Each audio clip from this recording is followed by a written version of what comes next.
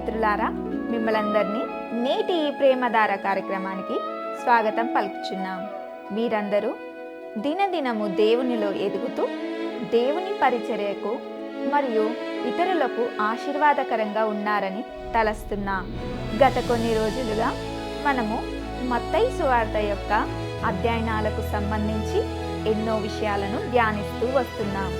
నేటి ఈ కార్యక్రమంలో పరలోక రాజ్య సూత్రాలకు సంబంధించి మరిన్ని సత్యాలతో పాటు దాన ధర్మాల ఉద్దేశం మరియు విధానం, దానికి సంబంధించిన లోతైన విషయాలను వివరంగా తెలుసుకుందామా?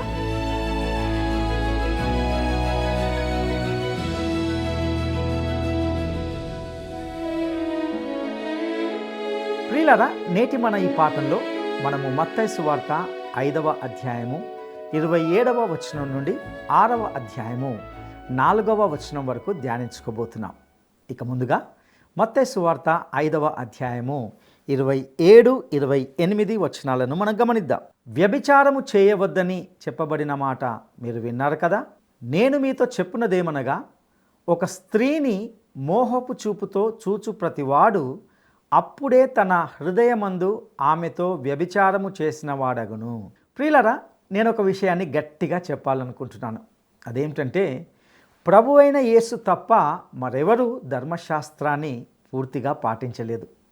ఒకవేళ ఎవరైనా నేను ధర్మశాస్త్రాన్ని పాటిస్తానని చెప్పినప్పటికీ ప్రతి ఒక్కరూ ఇతరులను ద్వేషించే విషయంలో కానీ, స్త్రీని మోహపు చూపుతో చూసే విషయంలో కానీ ఖచ్చితంగా ఎప్పుడో ఒకప్పుడు తప్పిపోయి నరహత్య, వ్యభిచారము అనే పాపాన్ని చేస్తారు.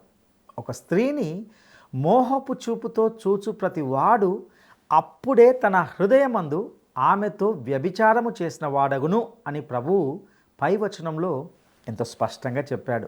ప్రియులారా, నేను మీతో చెప్పేది ఏమిటంటే, మీరు నిజాయితీగా ఉంటే గనక ధర్మశాస్త్రాన్ని నేను పాటిస్తున్నానని ఎప్పుడూ చెప్పుకోరు. 10 ఆజ్ఞలు ఉన్నాయని ఇక్కడ మనం గుర్తుంచుకోవాలి.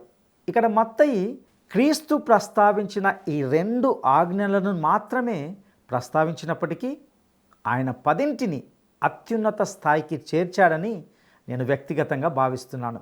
ప్రియ స్నేహితుడా, కొండ మీది ప్రసంగము నేను పాపం చేశానని మరియు నేను ఆయనను ఆశ్రయించి కనికరము, సహాయము కోరుకోవాల్సిన అవసరం ఉందని నాకు చూపిస్తుంది. మీరు కొండ మీది ప్రసంగం ప్రకారము జీవిస్తున్నామని చెప్పుకుంటూ అదే సమయంలో దాన్ని ఉల్లంఘిస్తున్నట్లయితే ధర్మశాస్త్రము ప్రాముఖ్యం కాదని ప్రకటించినట్లే అవుతుంది. ఇక మత్తయి సువార్త 5వ అధ్యాయము 29, 30 వచనాల్లో ప్రభువు ధర్మశాస్త్రాన్ని మరియు దానికి మనిషితో ఉన్న సంబంధాన్ని గొప్ప రీతిలో ప్రస్తావిస్తున్నట్లుగా చూస్తాం. నీ కుడి కన్ను నిన్ను అభ్యంతరపరిచిన ఎడల దాని పెరికి నీ యొద్ద నుండి పారవేయుము. నీ దేహమంతయు నరకములో పడవేయబడకుండా నీ అవయవములలో ఒకటి నశించుట నీకు ప్రయోజనకరం కదా. నీ కుడి చెయ్యి నిన్ను అభ్యంతరపరిచిన ఎడల దాని నరికి నీ యొద్ద నుండి పారవేయుము. నీ దేహమంతయు నరకములో పడకుండా నీ అవయవములలో ఒకటి నశించుట నీకు ప్రయోజనకరం కదా. ప్రియ స్నేహితులారా, ఇది కఠినమైనది, చాలా కఠినమైనది. కాబట్టి మీరు దేవుని ప్రమాణాలను అందుకోలేకపోతే మీకు ఒక రక్షకుడు అవసరమని ఇది వెల్లడి చేస్తుంది. మీరు ధర్మశాస్త్రాన్ని పాటిస్తున్నారని నటించి దయచేసి మిమ్మును మీరే మోసం చేసుకోకండి. మీరు కేవలము కపట వేషధారులుగా ఉంటున్నారు. క్రైస్తవ పరిధిలో వాస్తవంగా మనమంతా అధములమై, అపవిత్రమై, పాపాత్ములమై పరలోకానికి అర్హులం కాకపోయినప్పటికీ మనము ఒకరి వెన్ను ఒకరు తట్టడం, ఒకరినొకరు అభినందించుకోవడం, మనము చేసే పనులకు ఒకరికొకరు ఘనత ఇచ్చుకోవడంలోనే పూర్తిగా నిమగ్నమై ఉంటున్నాం. ఈ కొండ మీది ప్రసంగము కనికరం కొరకు మొరపెట్టుకోవడానికి మిమ్మల్ని క్రీస్తు శిలువ వద్దకు నడిపించాలి. నా ప్రియ స్నేహితుడా, అలా చేయడమే ధర్మశాస్త్రాన్ని గౌరవించడమై ఉన్నది. నేను దానిని పాటిస్తున్నానని మీరు నన్ను నమ్మించడానికి ప్రయత్నించకండి. మీరు అలా చేయడం లేదని నాకు తెలుసు. ఎందుకంటే మీరు కూడా నాలాగే ఉన్నారు. ఇక మత్తయి సువార్త 5వ అధ్యాయము 31, 32 వచనాలను మనం గమనిద్దాం. తన భార్యను విడనాడువాడు ఆమెకు పరిత్యాగ పత్రిక ఇయ్యవలెనని చెప్పబడి ఉన్నది కదా. నేను మీతో చెప్పునదేమనగా, వ్యభిచార కారణమును బట్టి కాక తన భార్యను విడనాడు ప్రతి వాడును ఆమెను వ్యభిచారినిగా చేయుచున్నాడు. విడనాడబడిన దానిని పెండ్లాడువాడు వ్యభిచరించుచున్నాడు. ఇక్కడ ప్రభువు విడాకులకు గల కారణాలను తెలియజేస్తున్నాడు. లేఖనాల్లో పేర్కొనబడని కారణం చేత ఎవరైనా విడాకులు తీసుకుంటే ఆ వ్యక్తి వ్యభిచారి అవుతాడు. నేడు క్రైస్తవ సమాజాల్లో ఈ విషయాన్ని పూర్తిగా విస్మరిస్తున్నారు. అయితే ప్రియులారా, రాజ్యయుగంలో ఇదే ధర్మశాస్త్రంగా అమలులో ఉంటుంది. ఎందుకంటే ఆ కాలంలో తమ జీవిత భాగస్వాములను విడిచిపెట్టాలనుకునే స్త్రీ పురుషులు ఉంటారు. మనము ఇదే మత్తయి సువార్త 19వ అధ్యాయానికి చేరుకున్నప్పుడు విడాకుల గురించిన అంశాన్ని మరింత వివరంగా చర్చిస్తాం. ఇక మత్తయి సువార్త 5వ అధ్యాయము 33 నుండి 35 వచనాల వరకు మనం గమనిద్దాం. మరియు నీవు అప్రమాణము చేయక నీ ప్రమాణములను ప్రభువునకు చెల్లింపవలెనని పూర్వీకులతో చెప్పబడిన మాట మీరు విన్నారు కదా. నేను మీతో చెప్పునదేమనగా, ఎంత మాత్రము ఒట్టు పెట్టుకొనవద్దు, ఆకాశము తోడనవద్దు, అది దేవుని సింహాసనము, భూమి తోడనవద్దు, అది ఆయన పాదపీఠము, యెరూషలేము తోడనవద్దు, అది మహారాజు పట్టణము. ప్రియులారా, ఇక్కడ ప్రభు అయిన యేసు చెప్పేది ఏమిటంటే, మనము ప్రమాణము చేయవలసిన అవసరం లేని వ్యక్తులుగా ఉండాలి. ఈరోజు నమ్మదగిన వ్యక్తులు చాలా తక్కువ మంది ఉంటున్నారు. ప్రభు చెప్పేది ఏమిటంటే, దేవుని పిల్లలు అన్ని పరిస్థితులలోనూ నమ్మదగిన వారిగా ఉండాలి. మత్తయి సువార్త 5వ అధ్యాయము 37వ వచనంలో ప్రభువు ఇలా అంటున్నాడు, మీ మాట అవునంటే అవును, కాదంటే కాదు అని ఉండవలెను. వీటికి మించినది దుష్టుని నుండి పుట్టునది. ఒకవేళ ఎవరైనా నాతో నేను ఎన్ని బైబిళ్ళ మీద ప్రమాణం చేయమంటే అన్ని బైబిళ్ళ మీద ప్రమాణం చేస్తాను అని అంటే నేను ఆ వ్యక్తిని ఎన్నడూ నమ్మను. ఎందుకంటే అతడు చెప్పే అబద్ధము అంత భయంకరంగా ఉంటుందని నేను భావిస్తున్నాను. ఇక మత్తయి సువార్త 5వ అధ్యాయము 38వ వచనాన్ని మనం గమనిద్దాం. కంటికి కన్ను, పంటికి పళ్ళు అని చెప్పబడిన మాట మీరు విన్నారు కదా. ప్రియులారా, క్రీస్తు తన రాజ్యంలో పరిపాలించేటప్పుడు ఇవన్నీ మారిపోతాయి. ఇక 39వ వచనాన్ని మనం గమనిద్దాం. నేను మీతో చెప్పునదేమనగా, దుష్టుని ఎదిరింపక నిన్ను కుడి చెంప మీద కొట్టువాని వైపునకు ఎడమ చెంప కూడా త్రిప్పుము. మీరు ఇలాగే జీవిస్తున్నారా, లేక దుష్టుని ఎదిరిస్తున్నారా? ఇక్కడ మనకు సూత్రం ఉంది. కానీ ఒక జ్ఞానవంతుడు ఆయుధాలు ధరించి తన ఇంటిని కాపాడుకునే రోజుల్లో జీవిస్తున్నాం. అయితే తిమోతికి వ్రాసిన 2వ పత్రిక 4వ అధ్యాయము 14వ వచనంలో పౌలు ఇలా అంటున్నాడు, అలెక్సాంద్రు అను కంచరివాడు నాకు చాలా కీడు చేసెను, అతని క్రియల చొప్పున ప్రభువు అతనికి ప్రతిఫలమిచ్చును. ఆయన రాజ్యంలో మీరు మీ మరొక చెంపను త్రిప్పగలరు. ఈ సందర్భము నాకు ఒక వ్యక్తిని గుర్తు చేస్తుంది. ఒకసారి ఎవరో అతని చెంప మీద గట్టిగా కొట్టాడు. అప్పుడు ఆ వ్యక్తి లేచి తన మరొక చెంపను ఆ కొట్టిన వ్యక్తి వైపు తిప్పాడు. ఆ వ్యక్తి మళ్ళీ అతని చెంప మీద గట్టిగా కొట్టాడు. ఈసారి ఆ చెంప దెబ్బలు తిన్న వ్యక్తి లేచి ఆ కొట్టిన వ్యక్తిని బాగా చితకబాదాడు. అక్కడే అదంతా దూరంగా గమనిస్తున్న ఒక వ్యక్తి వచ్చి, నీవు ఎందుకు అలా చేశావు అని అడిగాడు. ఆ వ్యక్తి, ప్రభువు మరొక చెంప త్రిప్పమని మాత్రమే చెప్పాడు, నేను అలా చేశాను, కానీ ఆ తర్వాత ఏమి చేయాలో ఆయన నాకు చెప్పలేదు, అందుకే అతన్ని బాగా చితకబాదాను అని జవాబిచ్చాడు. ఇది కొంత హాస్యాన్ని కలిగించేదిగా ఉన్నప్పటికీ ప్రియులారా, మనం అలా చేయకూడదు. ఇక మత్తయి సువార్త 5వ అధ్యాయము 40 నుండి 42 వచనాల వరకు మనం గమనిద్దాం. ఎవడైనా నీ మీద వ్యాజ్యము వేసి నీ అంగి తీసుకొనగోరిన ఎడల వానికి నీ పై వస్త్రము కూడా ఇచ్చివేయుము. ఒకడు 1 మైలు దూరము రమ్మని నిన్ను బలవంతం చేసిన ఎడల వానితో కూడా 2 మైళ్ళు వెళ్ళుము. నిన్ను అడుగు వానికిమ్ము, నిన్ను అప్పు అడగగోరు వాని నుండి నీ ముఖము త్రిప్పుకొనవద్దు. ప్రియులారా, కొండ మీది ప్రసంగాన్ని అనుసరించి జీవిస్తున్నానని చెప్పే ఎవరైనా ఉంటే అతనికి ఈ వచనాన్ని ఇచ్చి దానితో మీరు ఎంతవరకు విజయం సాధిస్తారో చూడండి. మనము కపట వేషధారణను విడిచిపెట్టి ఇది రాజ్యపు నియమమని గ్రహిద్దాం. ప్రియులారా, ఈ భూమిపై నా ప్రభువు సింహాసనంపై ఉన్నప్పుడు ప్రజలు ఈ విధంగానే జీవిస్తారు. మన కాలంలో ఈ ధర్మశాస్త్ర నియమం ప్రకారము వ్యాపారాన్ని నిర్వహించడం సాధ్యం కాదు. చాలా సంవత్సరాల క్రితము ఒకానొక ఆర్చ్ బిషప్ గారు ఏ దేశము కూడా తన వ్యవహారాలను ఈ కొండ మీది ప్రసంగం ఆధారంగా నిర్వహించడం అసాధ్యమని చెప్పాడు. ఈ విషయంలో నేను కూడా ఖచ్చితంగా ఆ కొండ మీది ప్రసంగం గురించి ఆయన ఆలోచించినట్లే ఆలోచిస్తాను. ఇది మన కాలంలోని క్రైస్తవునికి గొప్ప సూత్రాలను కలిగి ఉన్నప్పటికీ క్రీస్తు సింహాసనంపై ఉన్నప్పుడు మాత్రమే ఇది అమలు చేయబడుతుంది.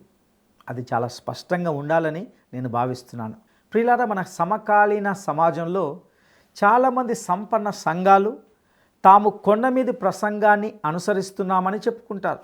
ఆదివారము ఉదయము సంఘ సభ్యులకు లభించే స్థిరమైన బోధ అదే. అయినప్పటికీ మీరు ఆ సంపన్నుల యొద్దకు వెళ్ళి వారి నుండి ఏదైనా పొందడానికి ప్రయత్నిస్తే మీరు చాలా దూరం వెళ్ళలేరని నేను మీకు భరోసా ఇస్తున్నాను. ఆదివారం వారు ఇలా వింటారు: నిన్ను అడుగువానికిమ్ము, నిన్ను అప్పు అడుగగోరు వాని నుండి నీ ముఖము త్రిప్పుకొనవద్దు. ఇది వారికి అప్పుడు చాలా గొప్పగా అనిపిస్తుంది. కొండ మీది ప్రసంగము ఒక గొప్ప సందేశమని వారు భావిస్తారు. కానీ సోమవారం ఉదయమే వారి దృష్టిలో అది నిర్దాక్షిణ్యమైన వ్యాపారము మరియు నగదు మాత్రమే అవుతుంది. అది వాస్తవానికి నేటి వ్యాపార ప్రపంచము ఏర్పడిన విధానమై ఉంటున్నది. ప్రియులారా, ఏది ఏమైనప్పటికీ ఈ వచనాల్లో మనకు ఒక గొప్ప సూత్రం ఉంటున్నది. మనము దాన్ని కోల్పోకూడదు. ఖచ్చితంగా మనము అవసరంలో ఉన్నవారికి సహాయకరంగా ఉండాలి. మరియు విశ్వాసులచే చేయబడే అనేక మంచి క్రైస్తవ కార్యాలు ఉన్నాయి. చరిత్రలో చూసినట్లయితే ఆసుపత్రులు, అనాథాశ్రమాలు మరియు ధర్మకార్యాలు, దీనిని బైబిలు ప్రేమతో కూడిన క్రియలు అని పిలుస్తుంది. ఇలాంటివి సువార్తను అనుసరించాయి. అవి సువార్తకు ముందు ఎక్కడ ఉన్నాయో నాకు తెలియదు, కానీ అవి ఎల్లప్పుడూ దాన్ని అనుసరించాయి. ఒక విశ్వాసి జీవితంలో సత్క్రియల ఫలము ఖచ్చితంగా ఉండాలి. ఇక మత్తయి సువార్త 5వ అధ్యాయము 43-44 వచనాలను మనం గమనిద్దాం. నీ పొరుగువాని ప్రేమించి నీ శత్రువును ద్వేషించుమని చెప్పబడిన మాట మీరు విన్నారు కదా. నేను మీతో చెప్పునదేమనగా, మీరు పరలోకమందున్న మీ తండ్రికి కుమారులై ఉండునట్లు మీ శత్రువులను ప్రేమించుడి, మిమ్మును హింసించు వారి కొరకు ప్రార్థన చేయుడి. ఈ నియమము రాజ్యం కోసమే అని నేను చెప్పగలను. ప్రభువైన యేసు మోషే ధర్మశాస్త్రాన్ని అత్యున్నత స్థాయికి చేర్చుతున్నాడు. ఆయన రాజ్యంలో శత్రువును ద్వేషించడానికి బదులు ప్రేమించాలని ఆయన చెప్పాడు. ఈనాడు విశ్వాసి వేరే సూత్రంపై పనిచేస్తాడు. మనము విశ్వాసులందరినీ ప్రేమించాలని ఆజ్ఞాపించబడ్డాం మరియు వారిని పరలోకానికి చేర్చగల దేవుని రక్షణ కృప సందేశాన్ని వారికి ఇవ్వడం ద్వారా మన శత్రువుల పట్ల మన ప్రేమను వారికి సువార్త అందించడం ద్వారా వ్యక్తపరుస్తాం. ఈ అధ్యాయాన్ని ముగిస్తూ మన ప్రభువు మనము పరిపూర్ణులుగా ఉండాలని చెప్పాడు. 5వ అధ్యాయము 48వ వచనాన్ని మనము గమనిద్దాం. మీ పరలోకపు తండ్రి పరిపూర్ణుడు గనుక మీరును పరిపూర్ణులుగా ఉండెదరు. మీరు మరియు నేను పరిపూర్ణులుగా ఉండడం ఎలా సాధ్యం? మనము క్రీస్తులో ఆ ప్రియునిలో అంగీకరించబడ్డాం. క్రీస్తులో ఉన్నవారికి ఎలాంటి శిక్షా విధి లేదు. మనము ఆయనపై విశ్వాసము ద్వారా క్రీస్తులోకి ప్రవేశిస్తాం. మనము పరిపూర్ణులు కావడానికి ఏకైక మార్గము క్రీస్తుపై మన విశ్వాసం ద్వారానే. క్రీస్తు తన నీతిని మనకు ఆపాదిస్తాడు. ఆపై పవిత్రీకరణ యొక్క నెమ్మదైన ప్రక్రియ ప్రారంభమవుతుంది. దీనిలో దేవుడు మనలను తన కుమారుని యొక్క స్వారూప్యానికి అనుగుణంగా మార్చడానికి ప్రయత్నిస్తాడు. ఇది నిజానికి ప్రతి విశ్వాసి యొక్క లక్ష్యంగా ఉండాలి. కానీ మన స్వంత ప్రయత్నాల ద్వారా పరిపూర్ణతను సాధించడానికి ప్రయత్నించడం పూర్తిగా నిష్ఫలం అని మనం గ్రహించాలి. ప్రియులారా, మీరు దేవుని వద్దకు వెళ్ళి, దేవా, నేను చేసింది చూడు, నేను ఎంత అద్భుతంగా ఉన్నానో చూడు అని మొత్తం ఘనతను మీకు తీసుకోవడానికి మరియు ఆ ఆధారంగానే దేవుడు మిమ్మల్ని రక్షించమని బలవంతం చేయడానికి ప్రయత్నించాలని మీరు అనుకుంటున్నారా? నా ప్రియ స్నేహితుడా, మీరు అలాంటిది ఏమీ చేయబోరు. ఎందుకంటే మీరు మరియు నేను పరిపూర్ణులం కాదు. నా ప్రియ స్నేహితుడా, మీరు మరియు నేను దేవుని ప్రమాణాల ప్రకారము మంచివారం కాదు. మనకు ఒక రక్షకుడు అవసరం. మనం చూసినట్లుగా ఈ అధ్యాయంలో రాజు తన ప్రజలు కలిగి ఉండవలసిన నీతి గురించి చెప్పాడు. మరియు అది శాస్త్రులు మరియు పరిసయ్యుల నీతికి మించినదిగా ఉండాలి అని చెప్పాడు. వారికి ఒక మతపరమైన నీతి ఉండేది. ఉదాహరణకు నికోదేము ఒక ప్రముఖమైన వ్యక్తి మరియు అతడు మంచి మతపరుడు. అతనిలో మీరు ఎక్కువగా విమర్శించడానికి ఏమీ కనుగొనలేరు.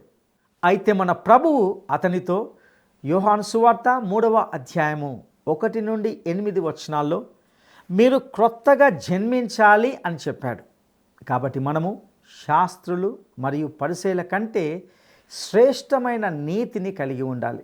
మరియు అది క్రీస్తుపై విశ్వాసము ద్వారా మాత్రమే వస్తుంది. ఇక ఇప్పుడు మనము 6వ అధ్యాయంలోకి వస్తున్నాం.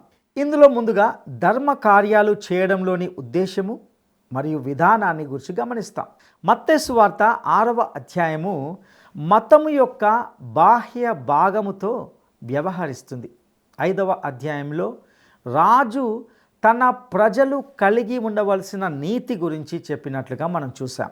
అది శాస్త్రులు మరియు పరిసయ్యుల నీతికి మించినదిగా ఉండాలి మరియు అది క్రీస్తునందు విశ్వాసం ద్వారానే వస్తుంది. 6వ అధ్యాయంలో ఇక్కడ మత్తయి రాజ్య ప్రజలు ఆచరించవలసిన నీతి గురించి చెప్పాడు. వాస్తవానికి మీరు దేవుని కోసము చేసే దానిలో ముఖ్యమైన విషయం ఏమిటంటే ఉద్దేశమే. ఈ సంబంధంలో మూడో వ్యక్తి ప్రవేశించకూడదు. ఈ విషయాలు ఆత్మకు దేవునికి మధ్య ఉంటాయి. ఈ అధ్యాయంలో ప్రస్తావించబడిన విషయాలు ఏమిటంటే ధర్మ కార్యాలు, ప్రార్థన, ఉపవాసము, ధనము మరియు భవిష్యత్తు గురించి చింతించడం. ఇవన్నీ చాలా ఆచరణాత్మకమైన విషయాలుగా ఉంటున్నాయి. ముందుగా మన ప్రభువు దాన ధర్మాల గురించి ప్రస్తావిస్తున్నాడు. ఇదంతా మతానికి సంబంధించిన బాహ్య ఆచారాలకు కానీ లేదా మతపరమైన ఆడంబరాలకు కానీ సంబంధించిన విషయమని మనము గుర్తుంచుకోవాలి. ఇక మత్తయి సువార్త 6వ అధ్యాయము 1వ వచనాన్ని మనము గమనిద్దాం. మనుషులకు కనబడవలెనని వారి ఎదుట మీ నీతి కార్యము చేయకుండా జాగ్రత్త పడుడి, లేని ఎడల పరలోకమందున్న మీ తండ్రి యొద్ద మీరు ఫలము పొందరు. ప్రియులారా, ప్రభువైన యేసు తన రాబోయే రాజ్య ప్రజలకు సూచనలు ఇస్తున్నప్పటికీ ఇక్కడ మీకు మరియు నాకు ఒక గొప్ప సూత్రాన్ని ఉన్నట్లుగా చూస్తాం. మత్తయి సువార్త 6వ అధ్యాయము 2వ వచనాన్ని మనము గమనిద్దాం. కావున నీవు ధర్మము చేయనప్పుడు మనుషుల వలన ఘనత నొందవలెనని వేషధారులు సమాజ మందిరములలోను వీధులలోను చేయులాగున నీ ముందర బూర ఊదింపవద్దు. వారు తమ ఫలము పొంది ఉన్నారని నిశ్చయముగా మీతో చెప్పుచున్నాను. ఇక్కడ ప్రభువు దీనిని తీవ్రమైన వ్యంగ్యంతో చెప్పాడు. వ్యంగ్యం అనే కత్తిని ఎలా ఉపయోగించాలో ఆయనకు తెలుసు. పరిసయ్యులు బీదలకు ఏదైనా ఇవ్వాలనుకున్నప్పుడు వారు ఆ యెరూషలేములోని రద్దీగా ఉండే వీధి మూలకు వెళ్ళి బూర ఊదడం ఆచారం. దీని ఉద్దేశము కానుకలు స్వీకరించడానికి పేదలను, అవసరం కలిగిన వారిని పిలవడమే అయినప్పటికీ ఇది వారి సత్క్రియలను ఇతరులు చూడడానికి మంచి అవకాశాన్ని ఇచ్చేది. కొంతమంది క్రైస్తవులు ఇచ్చే విషయంలో ఆనాటి పోలికను మీరు ఇప్పుడు చూడగలుగుతున్నారా? ప్రభు చెప్పాడు, పరిసయ్యులు ఆ విధంగా చేసినప్పుడు వారు తమ ఫలాన్ని పొందుకుంటారు. ఇంతకీ వారి ఫలం ఏమిటి? వారు దేనికోసం ప్రయత్నిస్తున్నారు? యేసు చెప్పాడు, వారు మనుషుల చేత గౌరవింపబడడానికి అలా చేశారు. వారు తమ బూరను ఊదారు మరియు ప్రతి ఒక్కరూ వారు ఎంత ఉదారంగా ఇస్తున్నారో చూడ్డానికి పరిగెత్తుకుంటూ వచ్చారు. అదే వారి ఫలమైంచున్నది. వారి ధర్మ కార్యము వారికి దేవునికి మధ్య సంబంధం లేనిదిగా ఉంటున్నది. అయితే మరి మీరు ఎందుకు ఇస్తారు అనేది ప్రశ్న. ఇవ్వడానికి ఒకటి కంటే ఎక్కువ మార్గాలు ఉంటున్నాయి. నేడు మన సంఘాల్లో కూడా చాలామంది తమ కానుకను ఇచ్చే విషయంలో ఇదే విధంగా ప్రవర్తిస్తారు. తాము ఎంత ఇస్తున్నారో ప్రజలందరూ వినాలని, తెలుసుకోవాలని వారు కోరుకుంటారు. అయితే ఇక్కడ నేను చెప్పేది ఏమిటంటే, అటువంటి వ్యక్తులు తమ బూరను ఊదారు. వారికి ఇక్కడే అదే ఫలముగా దక్కుతుంది తప్ప పరలోకంలో ఎటువంటి ఫలం ఉండదు. మరికొందరు సంఘాల్లో పెద్ద పెద్ద చెక్కులు ఇస్తారు, కానీ వాటిని వ్యక్తిగతంగా కాపరికే తమను గుర్తించే విధంగా అందజేయాలని కోరుకుంటారు. ఒకానొక సంఘంలో ఒక వ్యక్తి ఉండేవాడు. అతడు కాపరి ప్రసంగ వేదిక మీదికి వెళ్ళే ముందు ఎప్పుడు ఆ కాపరి చేతికి ప్రతి ఆదివారము ఒక చెక్కు ఇచ్చేవాడు. అది ఆ కాపరిని ఉత్తేజపరిచి ఆ కాపరి దాని గురించి అందరి ముందు ఆ వ్యక్తి గురించి ప్రస్తావిస్తాడని అతడు భావించేవాడు. అతని స్నేహితుడు ఒకరోజు ఆ కాపరి యొద్దకు వచ్చి, ఫలాని వ్యక్తి ఎంతో కలత చెందాడు అని చెప్పాడు. ఆదివారము ఆ స్నేహితుడు మీకు ఇచ్చిన చాలా పెద్ద చెక్కును మీరు గుర్తించలేదని అతడు ఇంకా ఆ విషయాన్ని గురించి వివరించాడు. అప్పుడు ఆ సేవకుడు అది నిజమే అని చెప్పి ఆ కాపరి ఆ స్నేహితుడికి ఆ వ్యక్తిని గురించి తగిన కారణాన్ని ఈ విధంగా చెప్పాడు. మీ స్నేహితుడు సంపన్నుడు మరియు అతడు నాకు ఇచ్చిన చెక్కు అతని వద్ద ఉన్న దానితో పోలిస్తే చాలా ఎక్కువేమీ కాదు. అయితే గత వారమే ఒక చిరుద్యోగి కూడా నాకు ఒక కవర్ ఇచ్చాడు. అతడు ఆరాధన ముగిసే వరకు దయచేసి దాన్ని తెరవవద్దని మరియు దాని గురించి ఎవరితోనూ ఒక్క మాట కూడా చెప్పవద్దని నన్ను కోరుకున్నాడు. అతడు ఈ సంపన్న వ్యక్తి కంటే దాదాపు రెట్టింపు డబ్బు సంఘానికి ఇచ్చాడు. నేను ఎవరినైనా గుర్తించి వారి గురించి ఈ వేదిక వద్ద ప్రస్తావించాలంటే అది ఆ చిరుద్యోగి మాత్రమే, కానీ అతడు నేను అలా చేయకూడదని కోరుకున్నాడు అని ఆ కాపరి ఈ స్నేహితునికి చెప్పాడు. ప్రియులారా, నేను మీతో చెప్పేది ఏమిటంటే, ఇవ్వడం అనేది మీకు దేవునికి మధ్య జరిగేది. మరియు మీరు మూడవ వ్యక్తిని ప్రమేయం చేసిన క్షణంలో మీరు పరలోకంలో ఎటువంటి మెప్పు పొందరు. నేడు ఉన్నటువంటి క్రైస్తవ కానుకలు లేదా ఇవ్వడం అని పిలువబడేది అస్సలు ఇవ్వడమే కాదు. ఉదాహరణకు, నేడు సంఘములోని వస్తువుల మీద అనగా కుర్చీలు, ఫ్యానులు, బెంచీలు, ఎలక్ట్రానిక్ పరికరాల మీద తమ పేర్లను వ్రాయించుకుంటారు. ఈ విధంగా వారి పేర్లు వాటి మీద వ్రాయబడింది అంటే వారి బూర ఎప్పుడో ఊదబడుతుందని అర్థం. చాలామంది ఆ విధంగానే చేస్తారు. ఈ రకమైన ధర్మకార్యాలు దేవుని ముందు ఏ విలువ లేనివి. ఇక మత్తయి సువార్త 6వ అధ్యాయము 3-4 వచనాలను మనం గమనిద్దాం. నీవైతే ధర్మము చేయునప్పుడు నీ ధర్మము రహస్యముగా నుండు నిమిత్తము నీ కుడి చెయ్యి చేయునది నీ ఎడమ చేతికి తెలియక ఉండవలెను. అట్లయితే రహస్యమందు చూచు నీ తండ్రి నీకు ప్రతిఫలమిచ్చును. ఒక చేయిని మీ జేబులో ఉంచి మరొక చేత్తో మీరు ఎంత ఇస్తున్నారో ప్రజలకు తెలియజేయడానికి పైకి ఎత్తకండి. ప్రభు చెప్పేది ఏమిటంటే, మీరు ఏదైనా ఇవ్వాలని తీయడానికి మీ జేబులో చేయి పెట్టినప్పుడు మరొక చేతికి మీరు ఏమి చేస్తున్నది తెలియనంత రహస్యంగా ఉండండి అని అర్థం. ఇవన్నీ కూడా నాటి ప్రజలకు అలాగే నేటి ప్రజలకు కూడా తీవ్రమైన వ్యంగ్యంగా కనబడతాయి. మన ఉదారవాద స్నేహితులు నిజంగా కొండ మీది ప్రసంగం ప్రకారం జీవిస్తున్నారా? వారు అలా చేస్తున్నారని నేను అనుకోవడం లేదు. ప్రియ సహోదరుడా, సహోదరి, ఇందలి ప్రతి సత్యము మన ఆధ్యాత్మిక జీవితాలకు అన్వయించుకొనుటకు ప్రభు మనందరికీ సహాయం చేయనుగాక. దైవాశీస్సులు. ప్రార్థన చేసుకుందాం. పరిశుద్ధుడా, నమ్మదగిన దేవా, మీ దయగల పాదాలకు వందనాలు చెల్లిస్తుంటున్నాం. ఇంతవరకు మా ప్రార్థన జీవితం ఎలా ఉండాలి, మేము ఇచ్చే విషయంలో ఎలా ఉండాలి అనే గొప్ప సత్యాలను మీరు బోధించిన విషయాలన్నింటికై నీకు లెక్కలేని వందనాలు చెల్లిస్తుంటున్నాం. దాని ప్రకారము జీవించడానికి నీ కృపా సహాయము మాకు దయచేయవలసిందిగా ప్రార్థిస్తూ మా రక్షకుడును నమ్మదగిన యేసయ్య శ్రేష్టమైన నామములో అడిగి స్తుతించి వేడుకుంటున్నాము తండ్రి. ఆమెన్.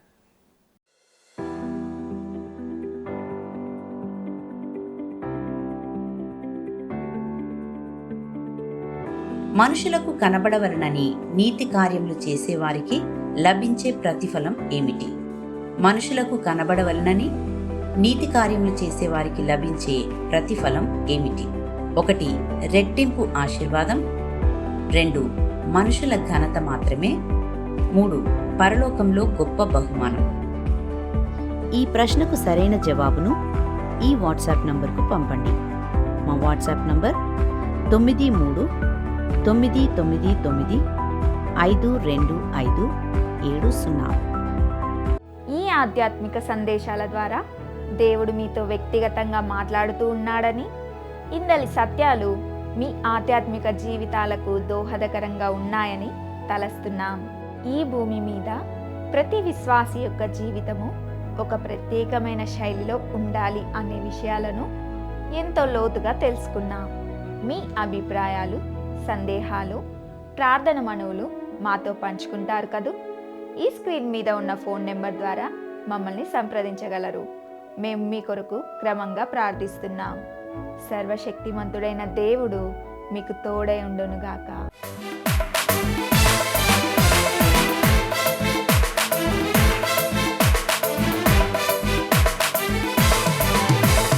యేసు వెంట నడిస్తే పరలోకం, సాతాను జంట నడిస్తే నరకలోకం.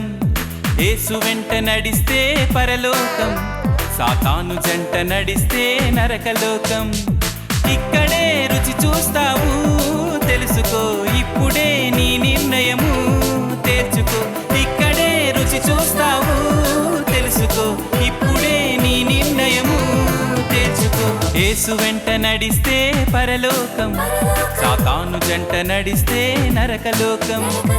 యేసు వెంట నడిస్తే పరలోకం, సాతాను జంట నడిస్తే నరకలోకం.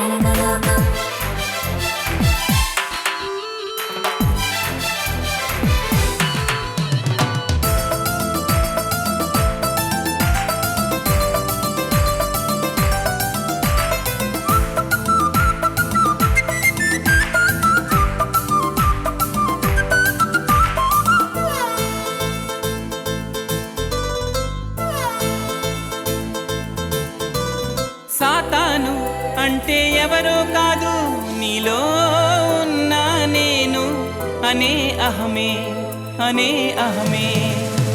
సాతాను అంటే ఎవరో కాదు, నీలో ఉన్న నేను అనే అహమే, అనే అహమే. స్వార్థమే అది సత్వమే, కాటు వేయక కన్ను మూయదే. స్వార్థమే అది సర్పమే, కాటు వేయక కన్ను మూయదే. ఇక్కడే రుచి చూస్తావు, తెలుసుకో, ఇప్పుడే నీ నిర్ణయము తేర్చుకో.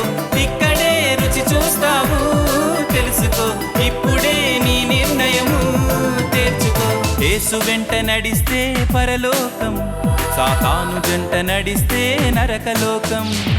యేసు వెంట నడిస్తే పరలోకం, సాతాను జంట నడిస్తే నరకలోకం.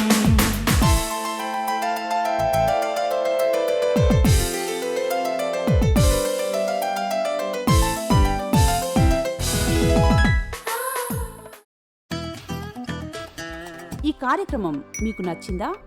అయితే వెంటనే మిస్డ్ కాల్ ఇవ్వండి. బహుమతి పొందే విజేత మీరే కావచ్చు.